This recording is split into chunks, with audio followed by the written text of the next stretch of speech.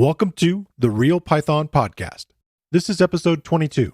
Do you want to distribute your Python applications to other users who don't have or even use Python? Maybe you're interested in seeing your Python application run on iOS or Android mobile devices. This week on the show, we have Russell Keith-Magee, the founder and maintainer of the BeeWare project. Russell talks about Briefcase, a tool that converts a Python application into native installers on macOS, Windows, Linux, and mobile devices. We spent some time digging into BeeWare's cross-platform widget toolkit named Toga. Russell talks about some of the intricacies of converting graphical user interface components from across multiple computing platforms. If you're interested in contributing to an open source project, he also talks about how you could get involved in the project. And we also talk about the struggle of getting funding for open source projects. All right, let's get started.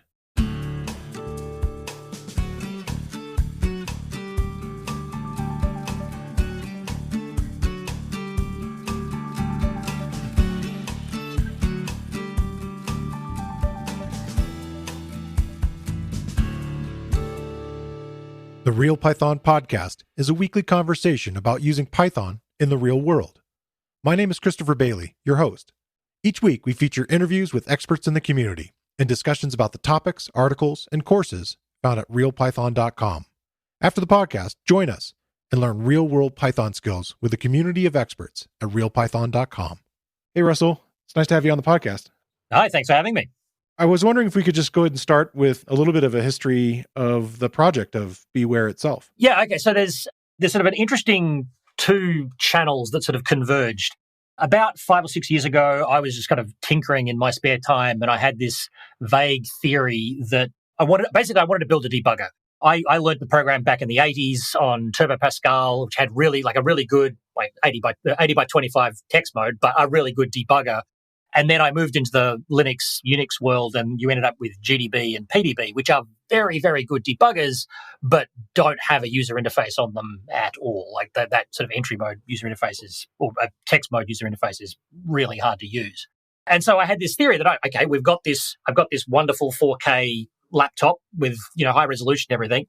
I should be able to use modern graphical tools and build a thing that is just a debugger that I can use to debug Python and be able to get a good debugging experience, but without having to swallow the entire IDE experience, getting into a full PyCharm or VS Code or something like that. It sounds cool. So it would run as a separate kind of tool next to what you'd be coding. Yeah, exactly. So you have your editor. The editor is for editing code. The debugger is for debugging code. The test coverage tool is for looking at your test coverage. Standalone tools, do one thing, do it well. It's sort of the classic Unix philosophy kind of idea, but not Unix philosophy in the sense that, and everything has to be done in the terminal. Let's use the fact that I've got this incredibly powerful graphical workstation to visualize things, see lines of code as I step through them, but it only does debugging. It's just a debugger. Cool. And then step one of that is, I need a graphical toolkit to do that. I tried doing it with tk-enter and it just sort of started hitting so many barriers with it. And I basically, at the time, I could never find a graphical toolkit that I could just pip install and have it be native and have it work everywhere. At the same time, I was actually had my own startup at the time. It was a Django web startup thing.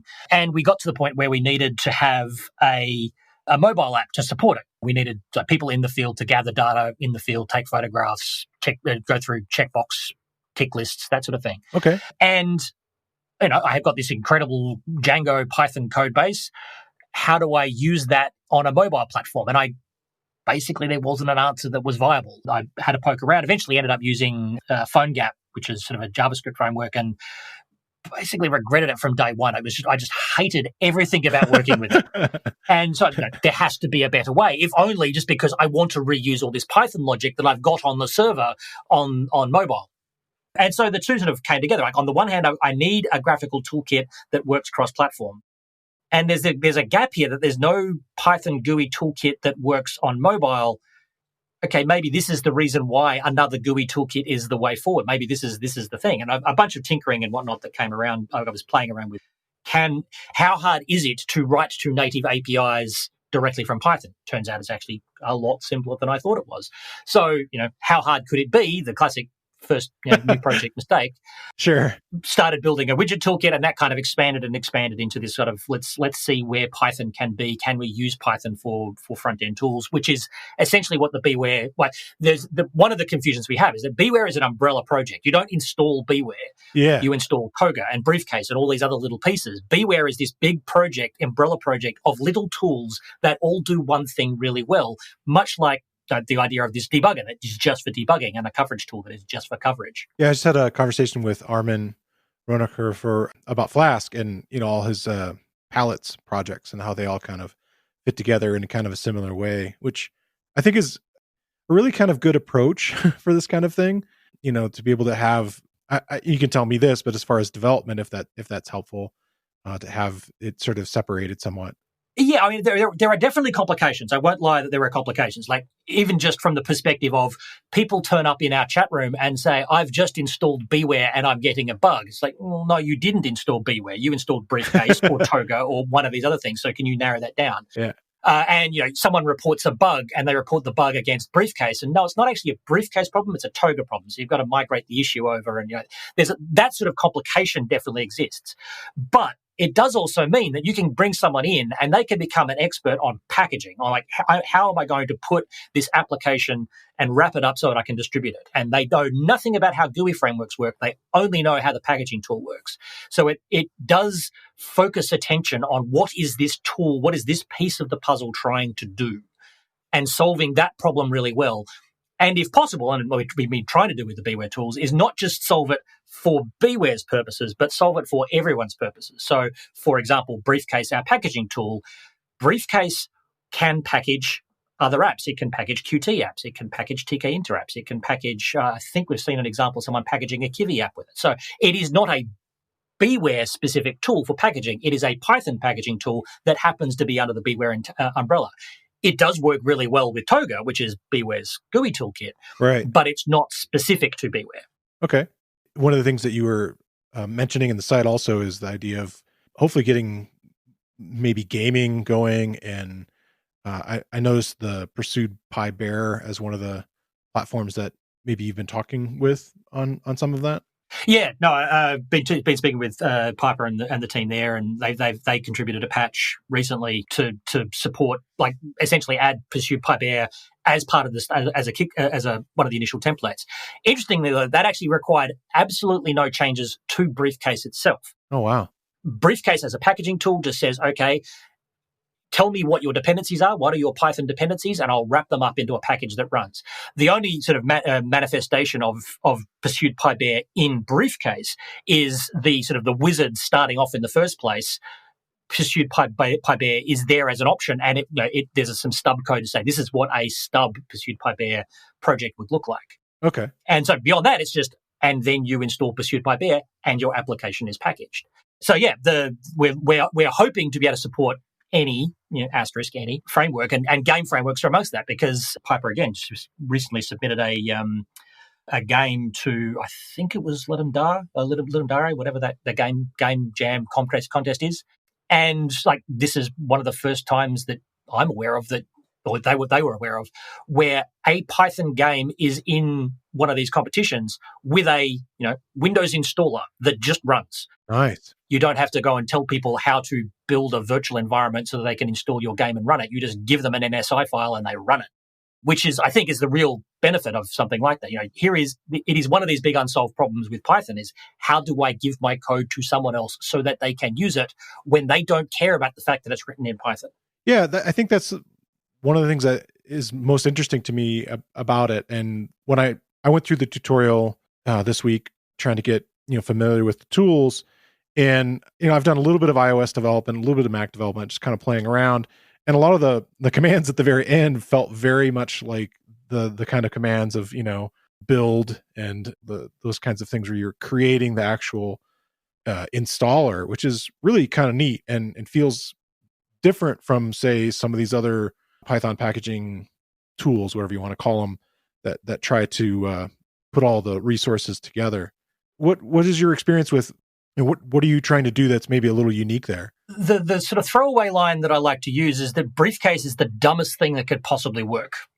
We are very deliberately not trying to be clever in anything that we do.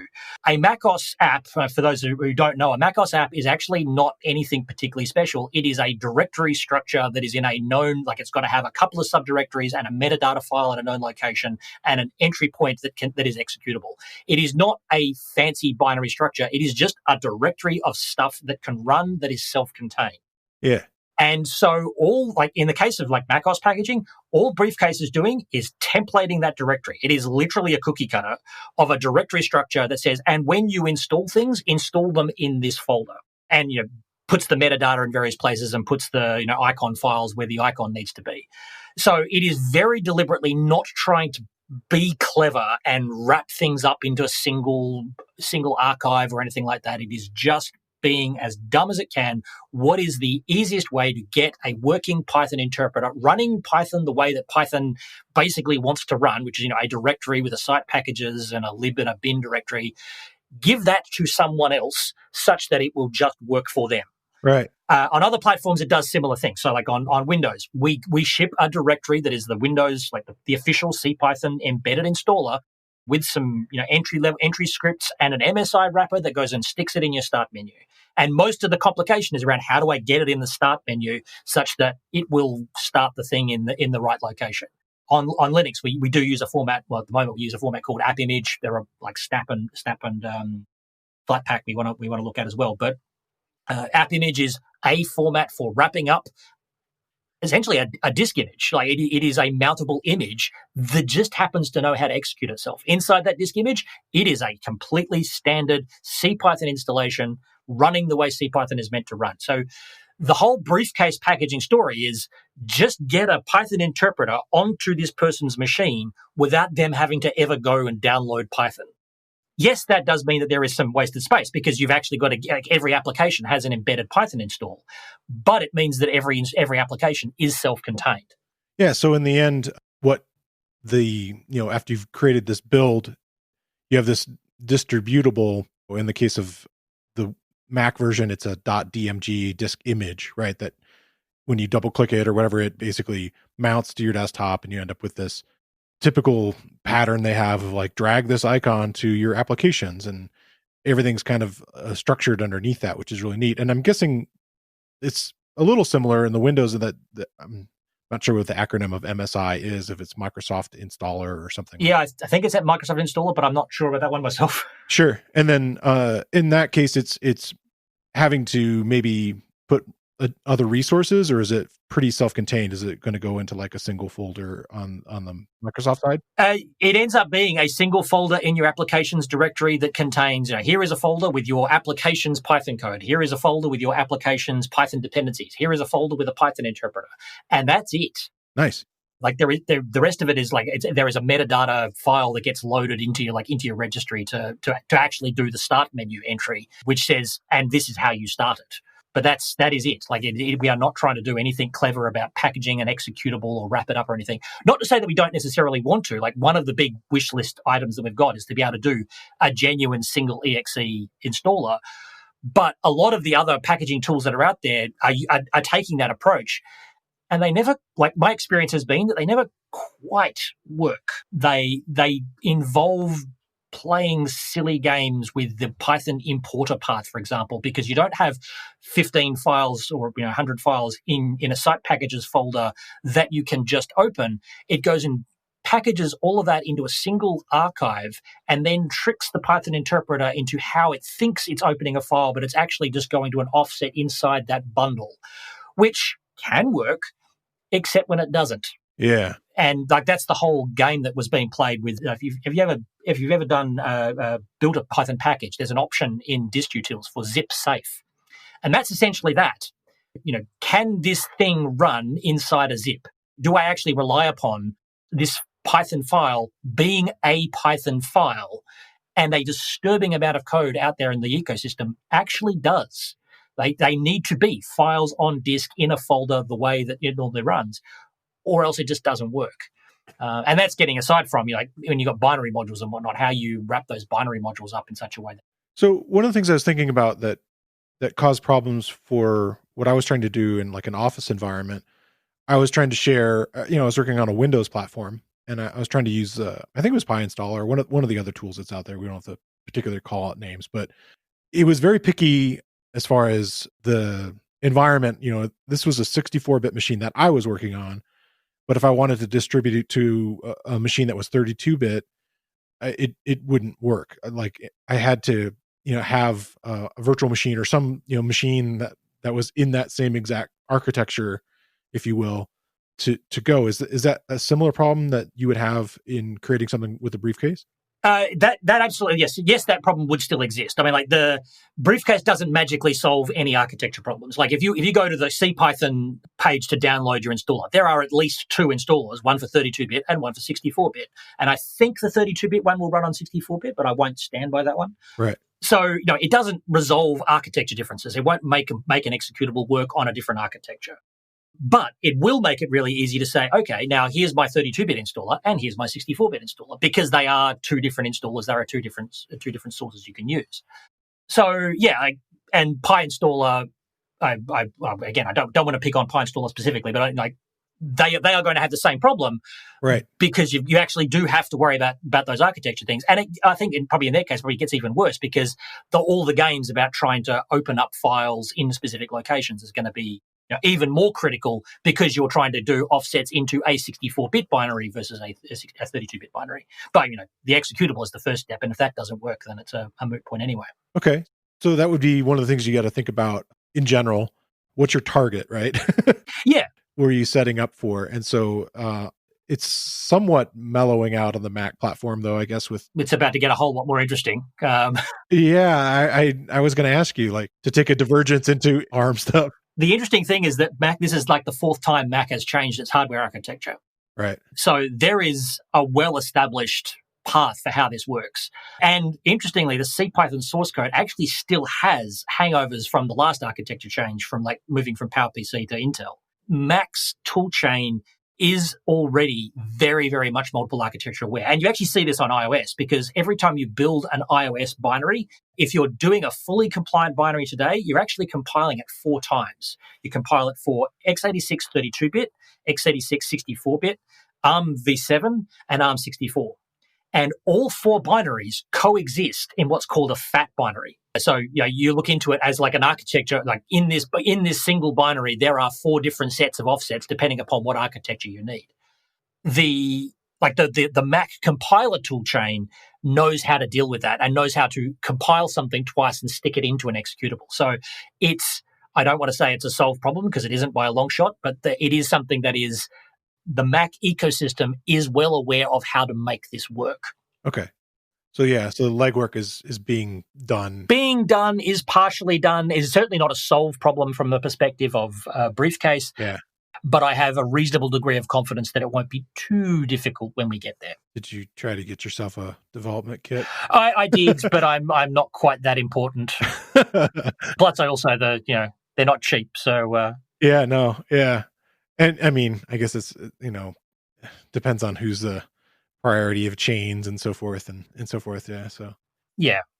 So one of the things that you are using as a tool throughout this process is this .toml file, and I haven't done a lot with them. I've done a little bit with Docker, and I keep seeing more of these TOML files, and I just kind of wanted to maybe have you explain a little bit about them, if you don't mind, just to sure, kind of make people familiar with what they are and how they're helping with the development.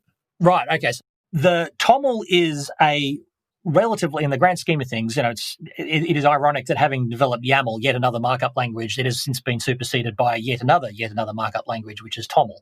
Yeah. Which is Tom's own markup language, Tom Preston Warner from GitHub fame. Oh, okay. It is designed to be effectively, the issue that exists is that there are CFG files which are very, very easy to read, but there actually isn't a formal specification for them that is universally agreed upon and is also rich when it comes to things like dictionaries and lists and all those kind of rich data structures.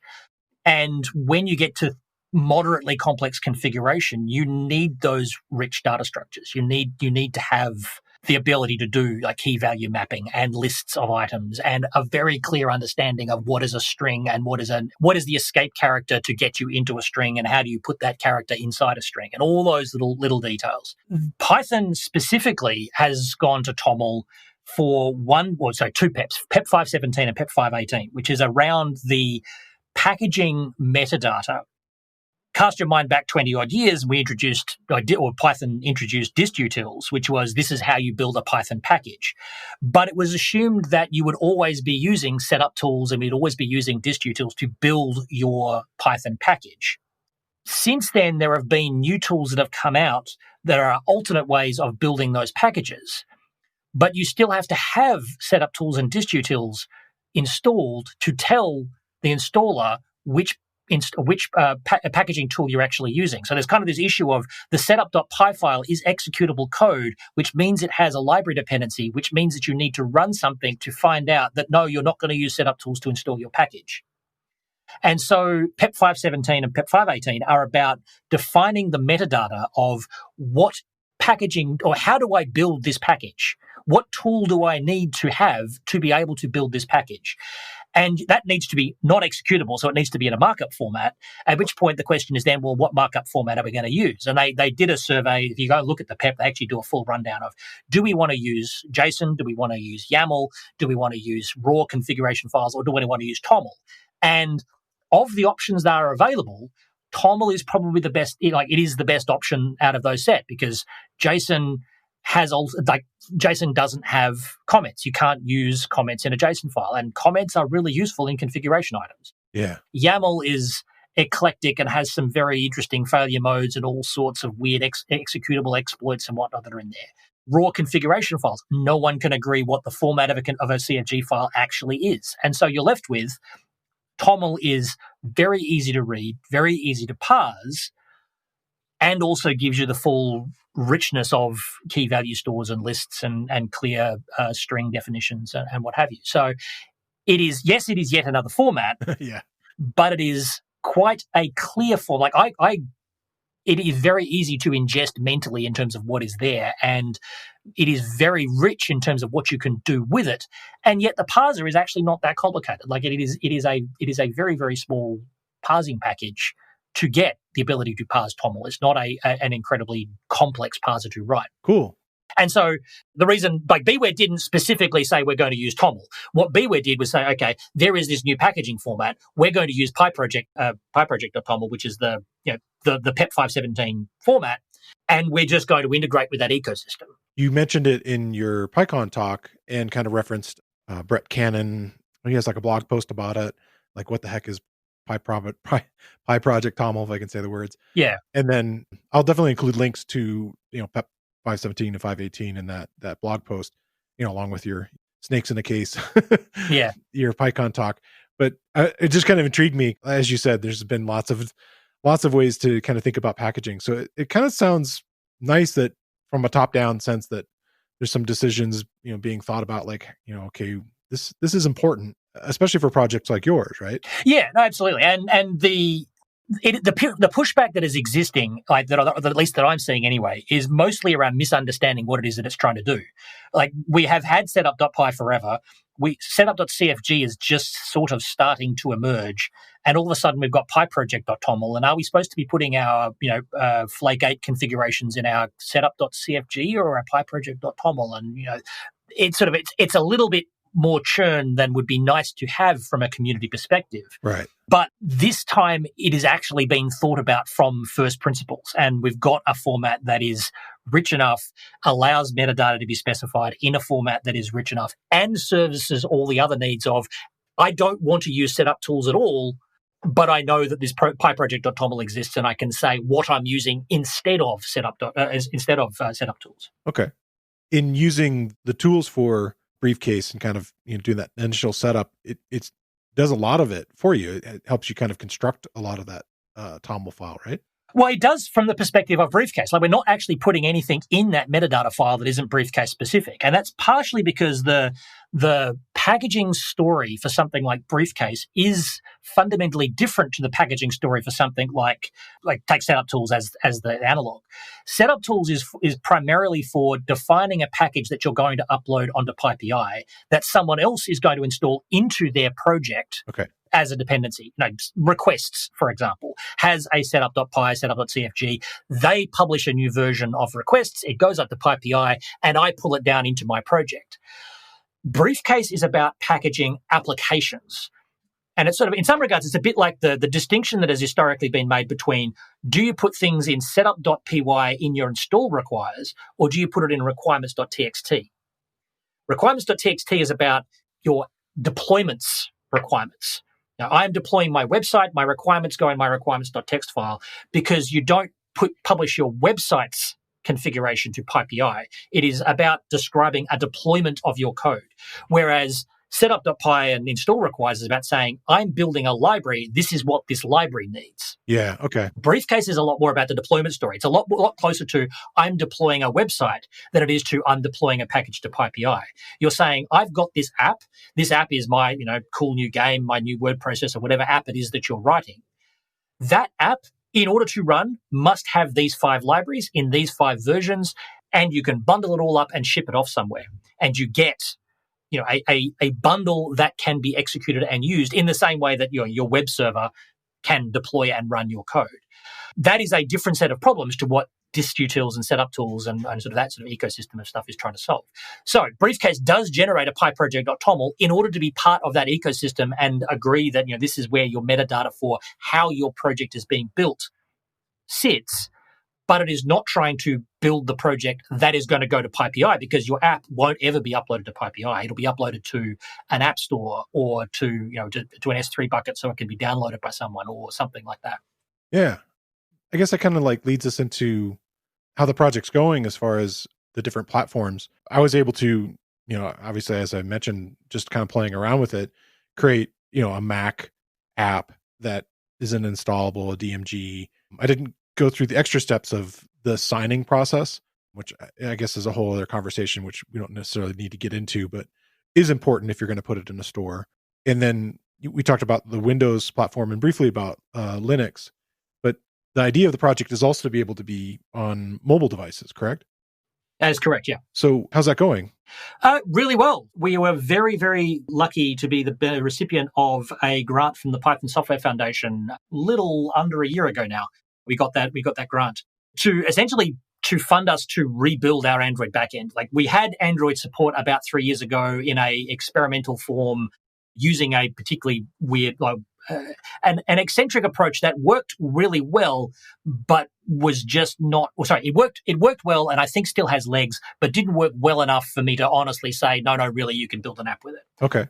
So we used to do a compilation process of taking Python bytecode and turning it into Java bytecode directly. And that compiler, I think, is still that approach, I think, is still well worth looking into. But it's kind of you need to reproduce the whole of the Python standard library. And that's a big job. And you need to reproduce everything that's a CPython module, wow. All of the internals of NumPy. You need to reproduce that. And that is a big job. Yeah. So what we've done is kind of gone back to first principles, gone back to scratch, and the approach that we take on iOS is now very similar to the approach we take on Android, which is to say we take the CPython source code, the way the stock CPython source code, and just compile it with a C compiler for that platform. We compile it for iOS, we compile it for Android. And then we treat it as an embedded Python install, as an embedded library that you just throw some application code at and it runs. And then there is a bridging process that you need to bridge from your Python code to the system native libraries. But we can bridge from Python to Objective-C and from Python to Java to go and put your buttons on the screen or whatever widget you want to interact with. And so that's the approach that we are now taking. And as of about 2 or 3 weeks ago, we formally said, no, okay, we are now saying we actually do support Android. It's been Ashish Laroya has been working on that as actually paid open source work for about the last 6 months. We finally got that rolled out into Briefcase. So you can now run the Briefcase tutorial on macOS, Linux, Windows, iOS, and Android take a hello world application with a input and a dialog box that pops up and does some math, drop that code in, run it 5 different times, and have 5 different binaries come out. And it's to the point of actually going beyond like a simulator and being on the hardware too, right? It is physically on hardware. It is in the App Store. So if you go to either the iOS App Store or the Android Google Play Store, you can search for an app called Travel Tips, and there is an app there that is 100% written in Python. You can download it. You wouldn't ever know it was written in Python. There's nothing there that says you've got to start a Python interpreter or install a virtual environment on your phone or anything. It is an app that looks like every other app. It presents exactly the same as every other app. It just happens to be internally. It's written in Python, and the source code is up on GitHub if you want to see what it looks like. Cool. Are there lots of? I didn't go through. I went to the steps of on the iOS side to run it on a simulator, and was able to get the basic kind of interaction and typing in the window and so forth. What are the extra steps of like pushing it to device from there? Is that something that has to happen through Xcode at that point? For iOS at the moment, yes, you do need to be in Xcode, but it's essentially open the project and plug your phone in and press the play button. You do need, like, if you actually want to, you do need to like set up your developer profile with Apple, with the Apple developer program and stuff like that, because there's a whole bunch of signing stuff that needs to go on. But it is mostly sign up, configure Xcode correctly in the project, select that you want it to be deployed with your developer profile, and hit play. Wow, cool. Once that has been set up once, it is essentially one pull-down box and go. That is something we probably can optimize. It's mostly just having someone to sit down and like work out how to rewrite the project file and invoke it, or run the project file with a particular set of overrides at runtime. It's just at the moment, it is a slightly manual process. It could be automated. I believe it can be automated. We've just got to have someone with the spare time to sit down and work out the fine details on that. On Android, we can essentially almost completely automate the process. Like, you plug your Android phone in, you start to run, and physical devices and simulator devices look exactly the same from the perspective of Android. Nice. Or from the perspective of Briefcase anyway. And yeah, you have to, there's a really weird dance you've got to do with the Android physical device. Like, you've got to go into the settings and select the operating system version and press it 7 times, and then click an accept button, which puts your phone into developer mode.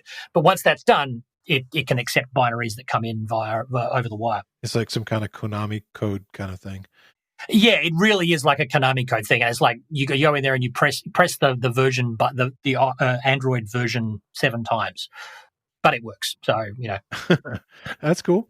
And this is kind of an aside and not necessarily like an advertising thing, but I've wondered about getting, for development purposes, some kind of like base level Android device. And I think about a phone, but I don't really need another phone for communication devices, but those would be common. And then I think about like tablets, and I just don't know if you would have advice. Is like do you have like one that you use for development or to test with? So yes, I do. Okay. So the thing that's interesting, and this is one of the reasons why the Android support lagged for so long, is that I did the iOS support. iOS is my daily driver, so I did that support first, but way back in 4 or 5 years ago. And I got that going, and I've had the app running on my phone forever. And that was using that embedded CPython approach. And I tried to do that on Android. And the problem is that Android devices really don't, have only very, very recently been even remotely comparable to iOS devices in terms of like raw CPU speed. I don't want to hate on Android, people who like Android or whatever, but I'm sorry, Android devices are slow compared to iPhones. And it's only very, very recent devices that are even remotely comparable to iOS. And so 5 years ago, it was unusably bad. Like the speed of starting up a CPython interpreter on an Android device, it was just implausible. Oh, wow. The startup time was not plausible. And on top of that, like the way that you talk from Python, or you talk from C code generally, to the Java virtual machine is through this layer called JNI, the Java native interface. And 4 or 5 years ago, the Android kernel actually had a hard-coded restriction on the number of JNI references that an application could hold open at any given time.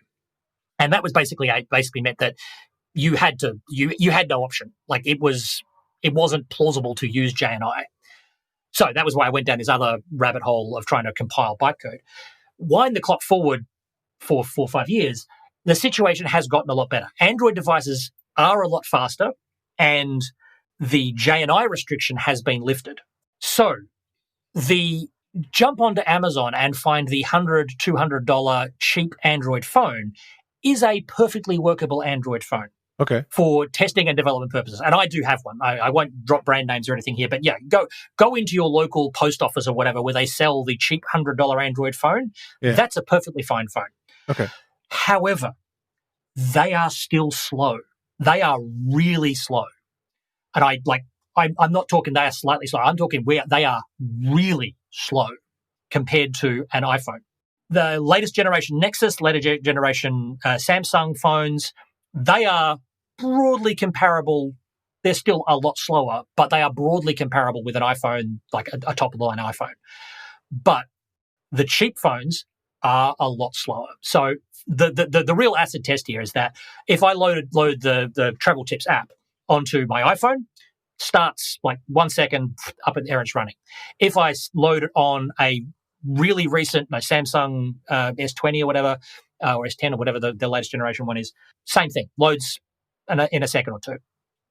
On my test phone, my $100 test phone, it's about a 10-second startup the first time and about a 5-second startup the second time, which is not great. Yeah. When it's running, it's okay. It's a little laggy, but it's okay. But yeah, they are slow. They are definitely good enough for test purposes, and if for no other reason than, the golden rule is that a developer should never have a new machine because they should know how bad it is for everybody with a bad machine. Optimize. It's probably not a bad idea for you to have a cheap device because it does point out exactly how bad the experience is for everyone else. But they're perfectly usable for test purposes. Yeah, okay. That totally makes sense. One of the things I was wondering about, this idea of, well, I guess it kind of leads into Toga and the graphical user interface, that library that you have there. What's involved in that being cross-platform and having widgets that can, be on Windows or be on an Android device and so forth? It's mostly an issue of trying to find the common ground in terms of what it is you're trying to describe. Okay. Internally, Toga has essentially 3 layers. There is a public interface layer, which is what the API that you see documented that you actually play around with. There is an implementation layer, which is how that public idea manifests, like what collection of widgets do you actually need. And then there is the native layer, which is the actual, like the NS button, the UI button, the native button that exists. Now, in the case of something like a button, it's pretty straightforward. You have a Toga interface that is a button that can be pressed. And we're going to call the callback when a button is pressed, press. Right. There is an implementation layer that is a button. And there's just one widget. There is just the one button we need to handle, and it needs to be able to, talk to a native layer where there is, on iOS, it's a UI button. On Mac, it's an NS button. On Windows, it's a button, but it's a windows.forms.button. It's an android.widgets.button. It's a gtk.button, whatever it's called natively. And that's, you just kind of got to connect the dots together between what you call it publicly. I call it click. This platform calls it press. Yeah. Okay. Whatever that connection through is. And then on top of that, one of the things Toga is trying to do is be a Python-first framework. So the metaphors, the UI is not just C wrapped in Python. It is like we use attributes the way Python uses attributes. We try to use context managers the way Python uses a context manager. We try to present APIs that are Pythonic in the way they do things, which sometimes means a little bit of tweaking around. On more complex widgets, so things like a scroll pane, for example. A scroll pane on a GTK is just sort of one widget. You just find a scroll pane and you put the content in the scroll pane. On Mac, it's actually 2 widgets. There's a container and then there's a scroll bar, and you've got to munge those 2 together. So you've got to kind of work. That's why that middle layer is there. You've got the public interface that says it's a scroll pane. Internally, well, it's actually a scroller and a container, and then that's 2 native widgets when it gets connected. The complicated part is really that last bridge. How do I get from the implementation layer where I know that I need 2 widgets? How do I actually invoke the system native platform? And on Linux, it's easy because GTK has a native Python binding. On other platforms, you've got to find that way of how do I bridge from a Python runtime to the native application runtime. And it varies from platform to platform. On iOS and macOS, we use a thing called Rubicon, which is our internal, essentially bridging from Python calls to Objective-C calls. So it turns out Objective-C maps really well onto raw C calls, and you can get at those raw C calls with a thing called C types, which is essentially being able to invoke any C function from within Python without actually having to compile anything. Okay. We do a similar trick on Android with Java. Like there is a Rubicon for Objective-C and there's a Rubicon for Java that converts a Python call into a Java JNI set of references. And then on Windows, we use Python.NET, which is a library that essentially does the same thing, but for Windows, it's a little bit more complicated there because Windows is C# and C++. There is no C types analog, so you can't just for those. Yeah, there's no common calling convention for C++, so you kind of do have to have a compiled component, but someone else has written that, and we're just using that as it is. Would you have that same type of experience if, say, Objective-C gets dropped and you're at the level of having to do things with Swift instead? I don't know is the answer there. Okay. It kind of depends. Like the thing that's really, really critical is the calling convention. Yeah. C types enables you to invoke any C function. And C functions have a common calling convention for how you get into the binary and construct, like just literally bytes on the wire to make a function be invoked. As I understand it, Swift is using a C or C-like calling convention that is known and predictable, in which case you probably can get into F, like just use C types and invoke it. I have not tried, do not know if that is true, so do not hold me to any of that. Sure, no, I understand. But that's kind of the reason why Objective-C and Swift play together so nicely, is that they are one binary, but you can get at it in two different ways because the calling convention is the same underneath the hood. So if Objective-C ever got completely dropped, we'd definitely have to move to something like, how do we get that bridge working? I'm sticking my fingers in my ears and saying, la, la, la, la, la, it's never going to happen, Right. for the moment at least. So what are the... I know it's always kind of like a moving target, but like, what are the types of interfaces you've created with the widgets inside of Toga? Like, what kinds of things could you give as examples that somebody could design inside of Toga? Sure. So like all of your basic primitives are there. You can have windows, you've got buttons, you've got sliders, you've got checkboxes, tick boxes, you've got text inputs, big single line and multi-line text inputs. You've got scroll boxes, you've got tabs, you've got trees, lists. Nice. All of your sort of the basic primitives are mostly there. They are definitely, there's a lot on macOS. It is most mature in terms of the number of widgets that are there. Most of the widgets are there for GTK and Windows. A lot of the widgets are there for iOS, and some of the widgets are there for Android. So it's a sort of a work in progress in terms of what's getting there. But sort of a good analogy is, if you ever use TK-Inter, if you can build it in TK-Inter, you can probably build it in macOS. You can probably build it in Toga. And if you can't, the gap is pretty small. The one widget that I'm very proud of that we have that TK-Inter doesn't have, or doesn't have the same level of maturity, is a canvas widget. So we do have a full just draw vectors on page canvas. Ooh. That by itself, okay, yes, great, you can draw pretty lines on a screen. The real kicker is that we've actually got it to the point of maturity where it can be used as a matplotlib backend. So you can use matplotlib to draw charts natively on a Toga page. So, you could literally build a matplotlib charting widget for whatever, an app that draws charts in real time by rendering them through matplotlib directly into Toga if you wanted to. Now, that charting widget is not available on Android at this point, but definitely works on all the desktop platforms. Oh, that's great. So, yeah, you're not going to get the really advanced animations and really slick custom widgets and all that sort of thing. But in terms of building, data gathering, data display apps, absolutely not a problem building any of those.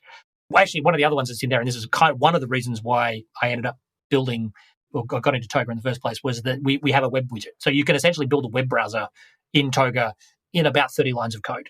Yeah, it's not Firefox, it's not Chrome, but it is able to display a URL. You put a text bar at the top, you put a Go button, you put a web pane, and you can connect up a web browser.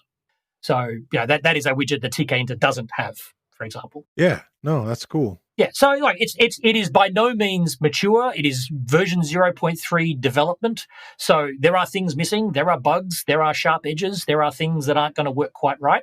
But if you're willing to be a little bit adventurous and put on some sturdy gloves, you could absolutely gather data in the field and post it to a web API kind of app, chart something that's being pulled in from a web API without any difficulty at all. This week, I want to shine a spotlight on another Real Python video course. It's about a topic that new students to Python can often find a bit confusing. It's titled Python Decorators 101. The course is based on a Real Python article by our first guest on the podcast, Geir Arne Gjelle. It's a course created by me, Christopher Bailey, and I take you through how functions are first-class objects in Python, how to return a function from a function, how to create simple decorators, how to use some syntactic sugar when using decorators, how to decorate functions with arguments, and you'll practice creating several real-world examples of decorators, including code for timing your functions, debugging code, slowing down your code, and a plugin registering system. I think it's a worthy investment of your time to learn how to use decorators, and to recognize how decorators are being used in all of the code you encounter on your Python journey. And like most of the video courses on Real Python, the course is broken into easily consumable sections. Check out the video course. You can find a link in the show notes, or you can find it using the newly enhanced search tool on realpython.com. One of the things that I was wondering about with that, well, I guess two things. One is distributing to like the web would be another sort of platform. And I'm not sure if that's a goal. I just kind of see it kind of like marked up as like, oh, this is a direction that we're interested in. Yes, it definitely is a direction we're interested in. And at one point, like at the point 2 or 3 years ago when we had the Android demo running, we actually did have a demo running of web as well. I very much, like I come from a Django background, and I very much would like to see Toga being able to target the web as an application platform. And I definitely think that there is potential to be there. The hiccup at the moment is the getting Python running in the browser. And again, much like I did with Android, we had a sort of working proof of concept demo for running Python in the browser. Worked for demo purposes, but just not quite well enough to legitimately say, yeah, this is no problem, let's go. I want to go back and revisit that. Like this is one of those, as soon as I find this infinite bucket of time with which I can experiment with stuff, Sure. The emergence of WASM in particular has opened all sorts of doors for what we could potentially be doing in the browser. We just need someone to have focused attention for a couple of months to just look at that problem and get it legitimately working as something that can be there. But once it's there, like Toga does have scoped out there, the idea of a Toga web backend that can take a definition of, if you look at your modern single page app, what you're basically saying is, here is an app. It's a window, and in this, at the top, there's a menu bar, and then there's a panel on the left-hand side that has a tree that lets you navigate something that shows details on the right-hand side. Nothing about what I said there was HTML or native widgets. It's just a way of rendering a user interface to the user that just happens to be delivered via HTML and CSS and JavaScript. Yeah. That's exactly the same story as it is with a native widget toolkit on a desktop platform or on a mobile phone. It's just that instead of talking about rendering it in single pixels with an API that's draw box on screen, it's a render div with style border 1 pixel solid. So there is a story for building GUIs in using the same API that we see on desktop platforms, but rendered in the browser as the delivery mechanism. Yeah, it's like another layer of translation, which is interesting. It is, and I suppose that's like it's kind of a bugbear that I've had about the web for a while, is that no one builds apps for desktop that involve rendering individual pixels on the screen anymore. Like you can get to a raw draw pixel on screen. Nobody does that ever, because we have worked out that it's better to put an abstraction layer over the top that is draw button. And draw button gives you a button that has accessibility controls and renders nicely when you click on it. And if you really want to go fancy, has little audio controls and is keyboard navigable and all the other stuff that goes around the outside of that. But on the web, we're still very much hitting rocks with hammers, where we are drawing individual lines on the screen, and everyone is reinventing the wheel when it comes to what a button looks like and what a pull down looks like. We haven't taken that step back and really said, I want to build a user interface on the web. I don't care how it's rendered. I don't care about the mechanics of how you draw those pixels on the screen. I want to tell you what I want my interface to look like, and then have the back-end platform worry about that. So that's kind of, definitely longer term pictures in terms of where Toga is looking and where we'd like to go. And the fact that we can now legitimately say, with WASM and whatnot, that there is a path for getting Python running in the browser. It could be this is potentially a renaissance for Python on the web, that we can legitimately say you can build your app in Python, deploy it on the web as an application, and never actually have to learn a second language in terms of CSS and JavaScript and HTML and all those. Just keep it at the Python level and put things on the web. You used a term there that I'm not familiar with. I think it was WASM. Oh, yeah, sorry. WASM is WebAssembly. So okay, what happened a couple of years ago, because we've had sort of multiple generations of JavaScript interpreters, people like we've had Microsoft and Apple and Firefox and Chrome and Google all fighting with each other to say they've got the fastest JavaScript interpreter. We've now got really, really fast JavaScript interpreters. And someone sat down and worked out what is the minimum subset of things that compiles really, really fast and go like JITs. You compiles internally in the JavaScript interpreter really, really quick. Okay. And they came up with this subset of ways you can trick the JavaScript interpreter to run things at almost native machine speed. And they call that ASM.js because it's essentially assembly language for the web. And then they kind of took the step back from that and said, okay, well, let's, instead of trying to write this JavaScript in this incredibly convoluted way that we could occasionally like stuff up and not end up with stuff that's ASM.js compliant, let's see if we can work out a way to define in an assembly language format, like in a literal assembly language, the instructions that I want to run, and then let's get a C compiler to target that language. And so what we've now got is the ability essentially to compile C code that will run in the browser that isn't running natively. It's running as JavaScript, but the JavaScript because the JavaScript interpreter is jittered or is just in time compiled. Right. Okay. It runs really, really fast. And so you can do things like I think it's I can give you the URL, but it's like there is Quake 3 compiled for the web. And it is like literally the Quake 3 source code run through a compiler, spat out as JavaScript, as a WebAssembly binary that will run in your browser. And it's a fully functioning 3D first-person shooter running inside your browser. Wow. Now, that's obviously the extreme version. Right. But if you can run Quake in your browser, you can run a Python interpreter in your browser. Sure. And so there's a project called Pyodide, which is essentially, it is literally that. It is think of a Jupyter notebook, but without the server component. It is Python and NumPy and Matplotlib and SciPy running in your browser. And when you go and type in your new Python command, it doesn't send that command to the server and then come back again. It is running in the browser natively. And so that WebAssembly is that I don't want to write JavaScript without writing JavaScript. How do I get code to run in my browser? JavaScript is technically how it's running because it is using the JavaScript interpreter, but you never write a line of JavaScript to make that happen. You're writing things in a binary format that the JavaScript interpreter understands effectively.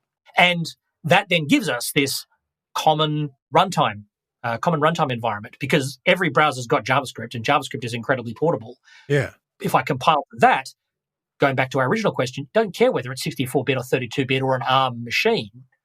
It's JavaScript, and it runs as JavaScript, and it'll run everywhere. And it'll run fast everywhere because JavaScript jitting compilers are hideously optimized to do this ASM.js subset. It's like the thing they keep bragging about with every revision of iOS or Android or what have you is like, what we is that our JavaScript interpreter is 5% faster on whatever monkey benchmark they decided to use. Exactly. Yeah. The other question I have is, and this is kind of goes back to my conversation with Armin, and I was, trying to get an idea about version numbers, and Flask sort of famously had a non 1.0 type of version number for many, many years. And then there was like suddenly a decision, well, okay, we're 1.0 now, and so I'm wondering if there's some of that zero versioning. What's your thought process there with not only BeeWare, but also like Toga and stuff? Yeah. So I am a believer that major version numbers are communicating something significant. I am not a believer in everything being 0 dot something forever. In terms of Toga and the BeeWare tools specifically, they're all kind of broadly about version 0.3 at the moment. Okay. And for me, that's saying it's not a complete toy, but it's also, wear gloves. You're going to get caught on sharp edges. Mentally, my model is when I say Toga is version 1.0, that is something you can rely on. That is a stable API that I'm not going to go and change, or the project is not going to change arbitrarily. If it does change, it's going to be for very good reasons and will provide backwards compatibility paths and all the rest of it. So I think version 1 communicates something significant about the maturity of the project. And that is we are targeting a version 1. No, I haven't got it's going to be out next week, but nominally there is a version 1 in our future. And if I had to stick a wet finger in the air and say what that is, it's essentially you could use this as a replacement for TK-Inter. Okay. Here is a not incredibly sophisticated, but sophisticated enough toolkit that we are an adequate replacement for. And then, version 2 is when you start making significant changes beyond that, or, the sort of gets more into the difference between version 1 and version 2 for me is not as significant as the difference between version 0 and version 1. That makes sense. Yeah. And so you were saying that for Toga then? Toga, but more broadly across the rest of the tools as well. They're all getting close. Briefcase at the moment is version 0.3 because I'm kind of semi-reserving the right to change things if I have to, because we just don't know. A lot of this stuff, you build a design, you build an API, and then you discover that, oh, crap, that didn't quite work like that, does it? That actually gives us friction in places we don't need it. I am willing to break things at the moment in the interests of maintaining a stable API or maintaining a good API versus a stable API. When it gets to version 1, I won't call it version 1 until I know we've got this bedded in and we know that the broad, the basic structure we've got here is good. Yeah. I would estimate that Briefcase is a lot closer to being version 1 than Toga is at the moment. Not that they're both that far off, but Briefcase is a lot closer to being genuinely usable right now as a version 1 product. What is your day-to-day involvement in the project? So I started the project. Good Lord, was it 6 years ago now? Says he. This has been a very 2020.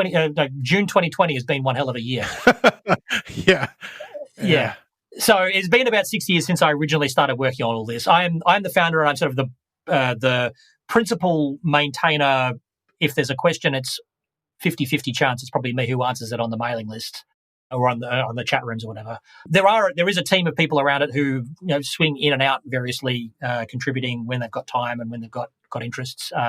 Ashish in particular for the last 6 months has been doing a lot of work, but because he's been paid to work on it.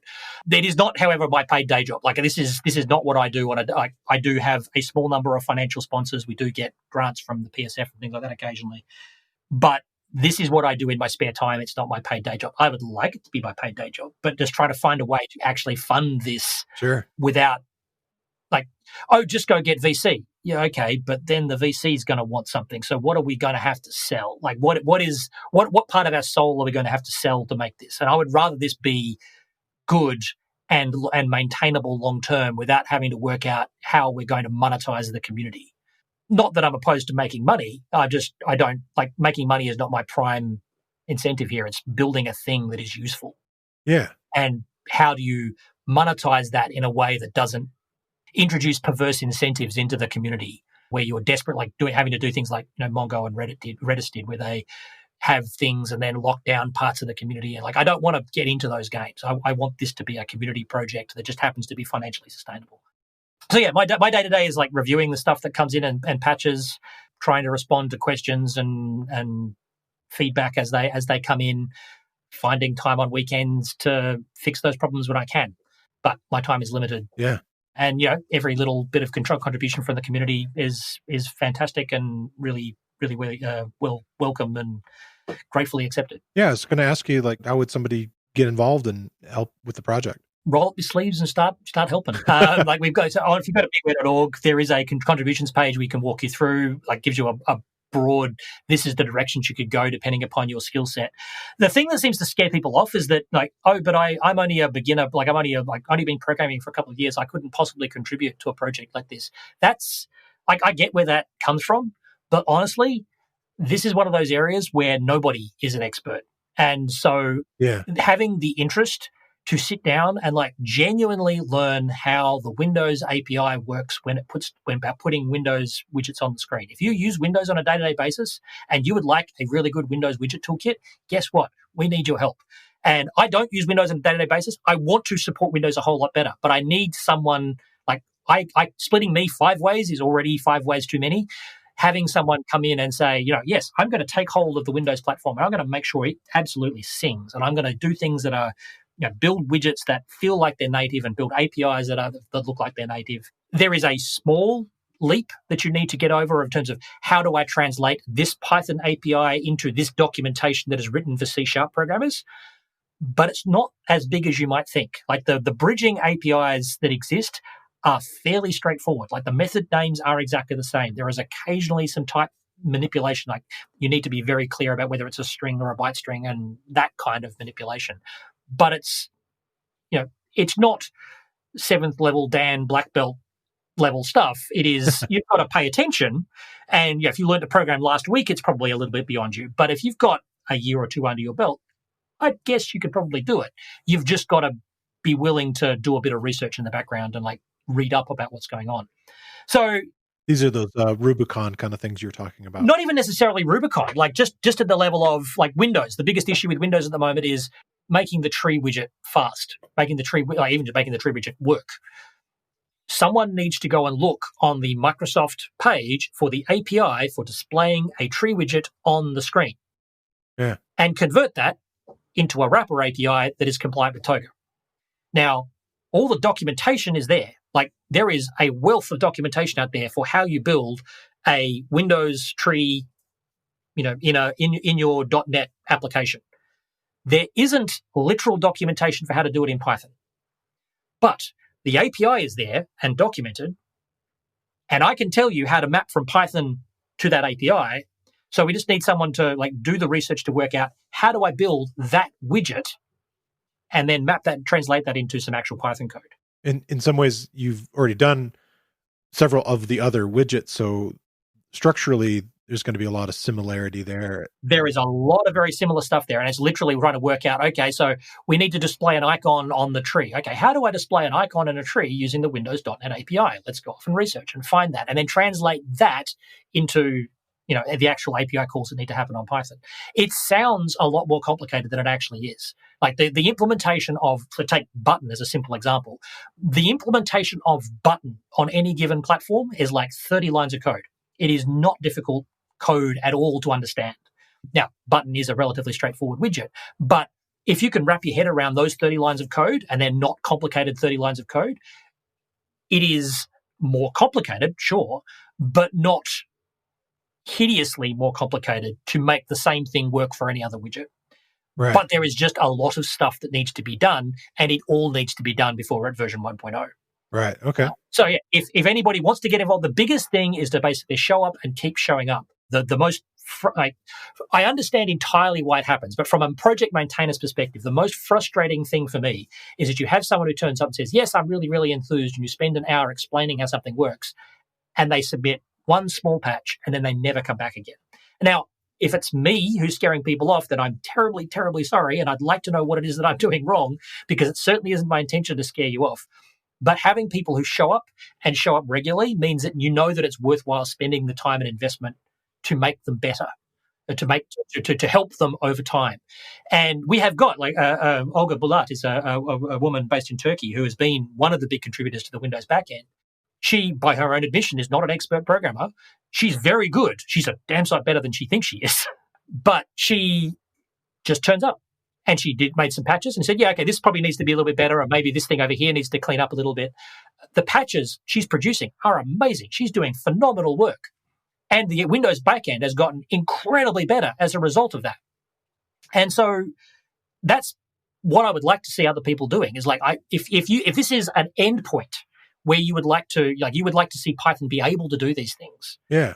Get involved. Like, this is the perfect time.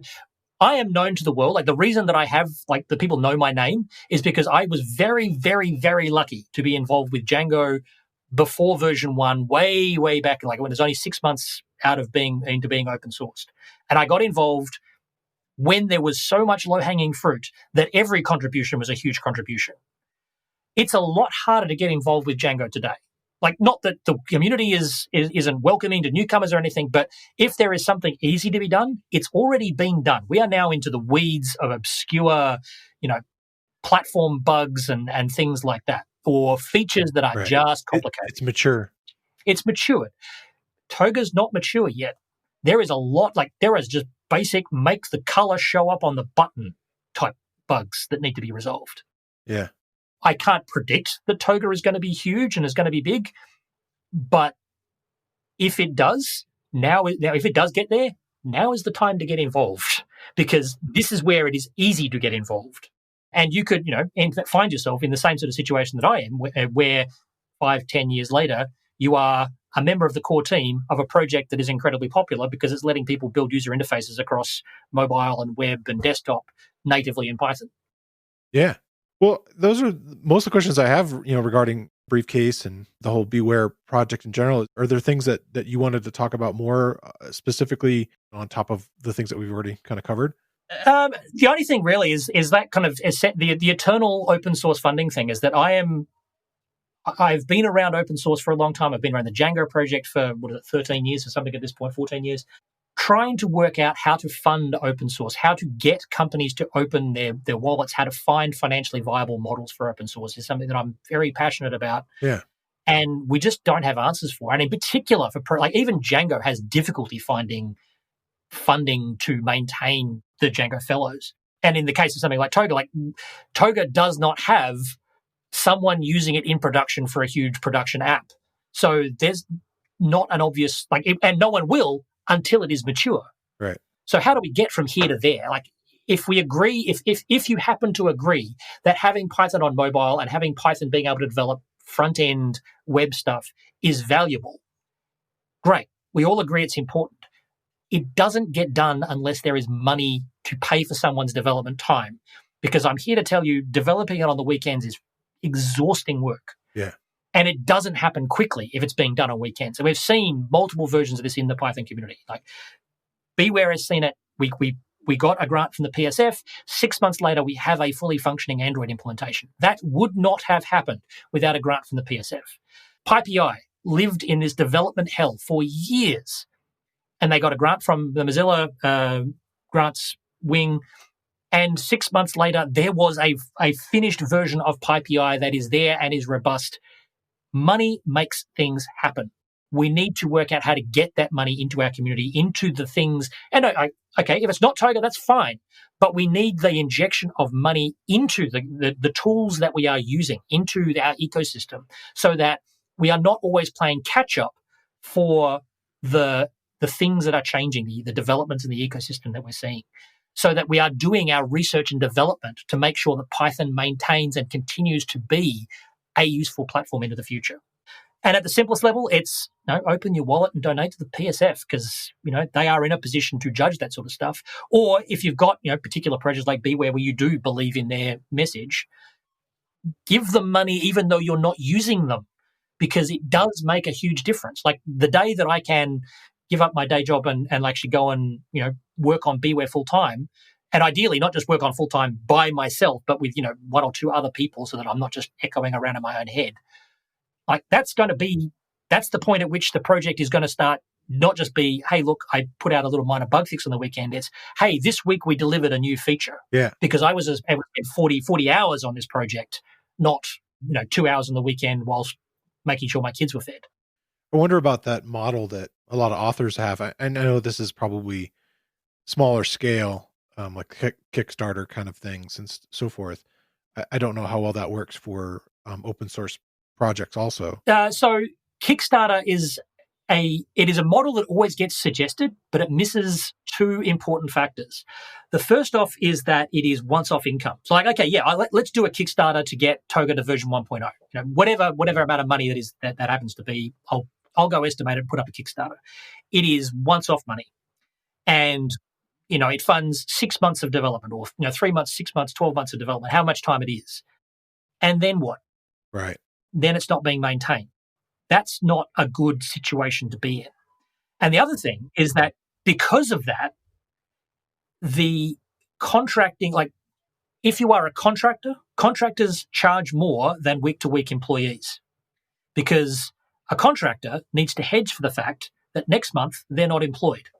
Right. So they will charge, twice, 3 times what their normal, actual employed hourly rate is, just so that they've got that safety margin. If you are in an environment where there is already not enough money, you don't want the person that you're paying to be charging you 3 times the rate, because you're going to get 1/3 the amount of money, or one third the amount of work done for the amount of work that's actually being done. Right. If that makes sense. So no, it totally does. I get the appeal of Kickstarter, and that yes, let's bring the community together. But what we really need is Kickstarter for ongoing funding. Right. Kickstarter Patreon for this, Patreon is closer to that model, but not just Patreon. I do have people who pay month by month subscriptions, and I'm incredibly grateful for it.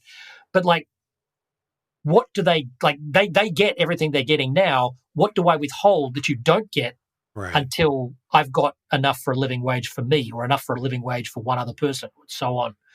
Yeah, sort of. It's that when I don't have something to hold over you, when I can't withhold something, there is those models. Yeah, like Kickstarter, you don't get it unless everyone pitches in. Yeah. What do you withhold if it's ongoing maintenance, or it's an ongoing subscription? And that's there is something here that we haven't gotten. And there's a book written by a woman named Eleanor Ostrom that gets cited a lot. Her work, she actually won the Nobel Prize for Economics for this work she did about sustainable ecosystems in the commons, or sustainable economic commons. And one of the things that is a key fact that she identifies is that you need to be able to exclude access to the resource. If you've got a fishing ground, or a forest, or grazing lands, or something like that, the way you maintain it is that you basically have to have a set of rules for how you can use it. And if you don't adhere to the rules, you can't use it. And one of the rules is that you need to be contributing back, either with money or with resources or with something, but you need to be giving back to be able to use it in the first place. Yeah. And that is sort of an anathema to the open source ecosystem, because the open source ecosystem is very much either it's out there and everyone can use it and there's no restrictions, or the nuclear option of it's GPL'd and you can't use it unless you are also giving away all of your stuff, which is in the capitalist world we're in, just is not a viable option for the vast majority of projects. So anyway, the real takeaway there is that I am open to anyone who wants to have that discussion, or anyone who has got ideas about how to restructure or reframe the problem to enable R&D work and long-term maintenance work in open source ecosystems. So if anyone's got any ideas, please get in touch, because I'd love to hear them. Yeah, it's definitely something I've thought about. Not only the idea of people coming in and helping contribute time, and obviously all the things that we were speaking about before. With that, the ideas of building up your resume and getting that sort of experience, and not being afraid to say, you are a good enough a developer, but you need to show up. I think are super important concepts. So. Yeah, and I am also very, very aware that I am a white Anglo male. I have the privilege of being able to do this stuff in my spare time, and that is not a privilege that is available to everybody. So the building out your resume thing is great, but you've actually got to have the spare time in the first place. So I get that is a problem, but when that is the only resource, it's volunteered resource is the only resource we have available to us, we've got to make sure we're making the most of it. Yeah. I don't want to waste anybody's time if they're trying to contribute to BeeWare as a project. And the best way to make sure that there's not a waste of time is to know that there is a two-way commitment. I am willing to give the other end of that two-way commitment, but I need what we need is for people who show up to make that the other side of that two-way commitment, a commitment to be involved long term. One other thing that you mentioned early on in your talk was one of the ideas of the Python package itself, since it is a running instance of Python, that there is maybe some work happening to tune the Python package to be potentially smaller. Work going on. I don't know. It's a weird it gets very, very weird and political very quickly because there are so many people using Python in so many different ways. So like the idea, like Python has always talked about itself being batteries included, which is great, except that, to borrow a phrase from Amber Brown, some of those batteries are leaking. Okay. There are batteries in, like, there is a library called Audio P, which is a very, very specific Unix audio integration library. That is in the Python standard library. TOML is not. TOML is used by the packaging ecosystem. Why are those two things around the way they are? Okay. Why can't Audio P be pulled out and made something on PyPI? And there is a bigger discussion that needs to go on there, because there is a certain, like, there is in education, for example, one of the benefits of Python being batteries included is that you can have the sysadmin install Python and you can do a lot of stuff. Yeah. The users don't need to install additional code to make things work. Whereas the Node ecosystem is like, you've got to install the universe before anything works.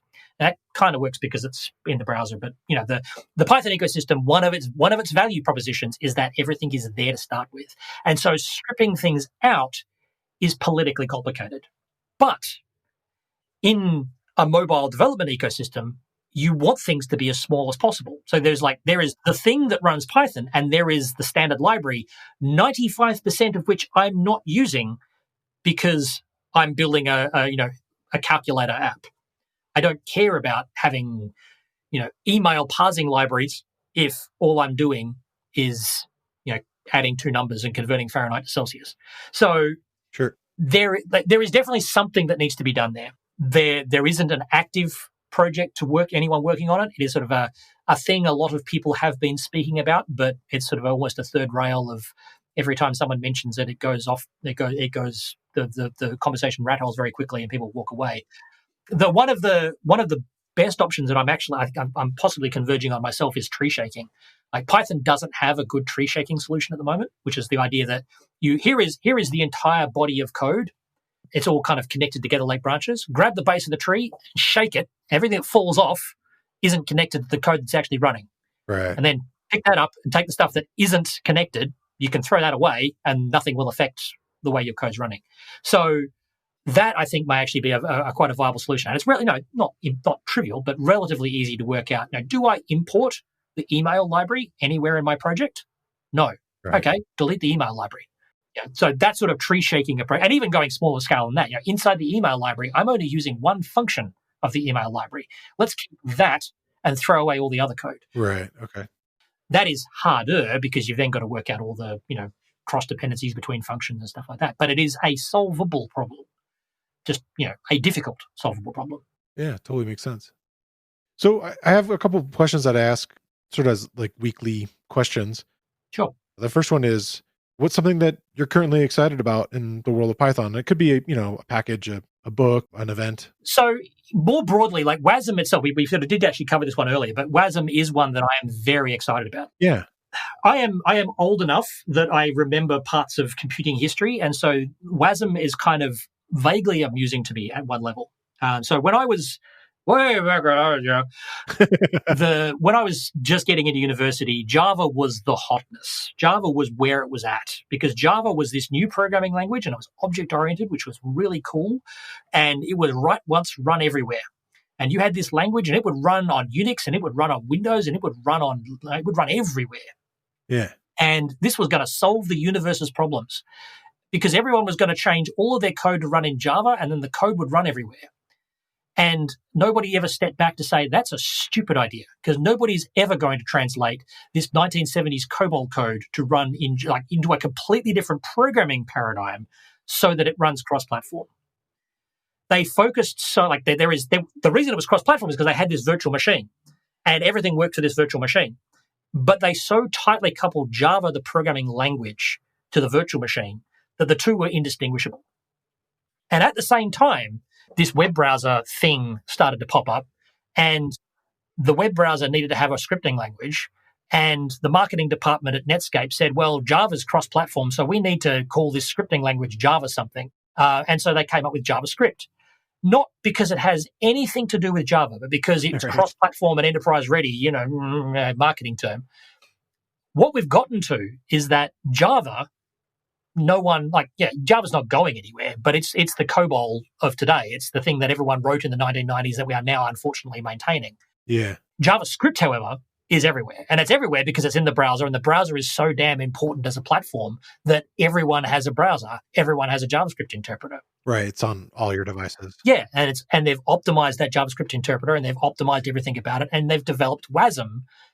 WASM actually looks like it might be a better way of delivering on that write once, run everywhere platform than Java ever was. Because WASM standardizes the thing that is complicated, the binary interchange format.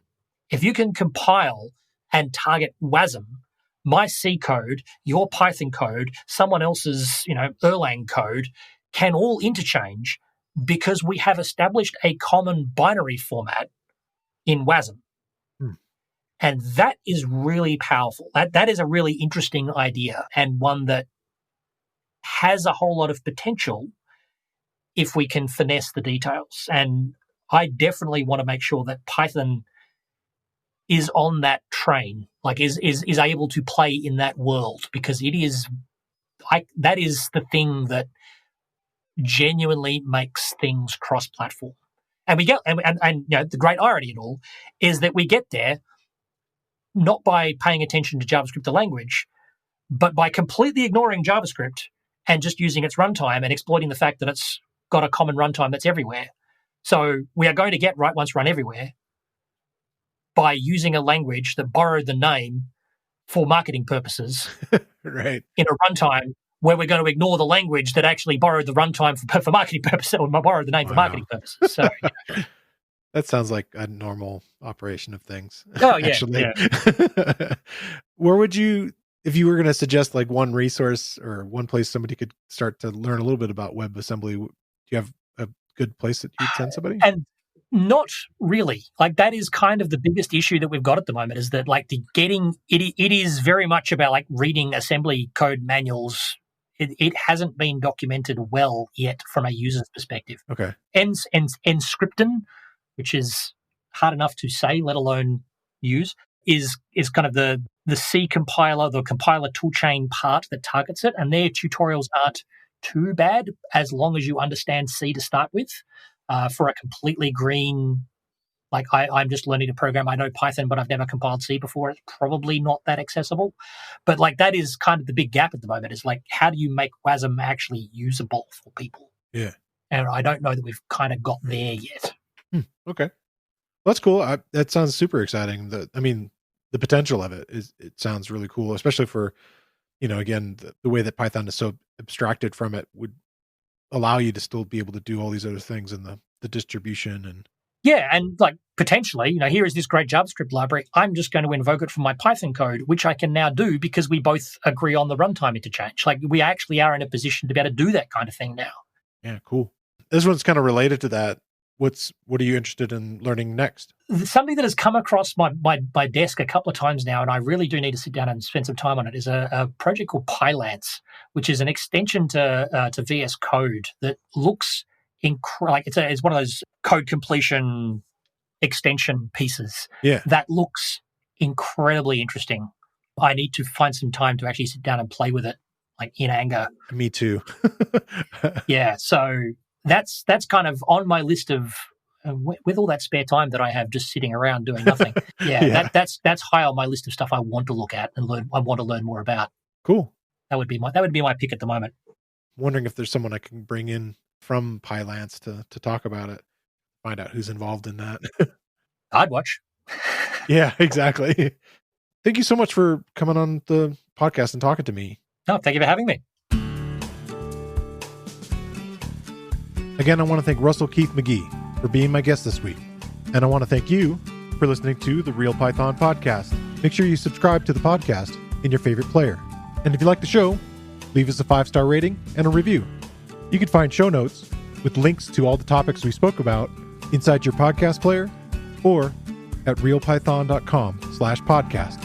And while you're there, you can leave us a question or a topic idea. I've been your host, Christopher Bailey, and look forward to talking to you soon.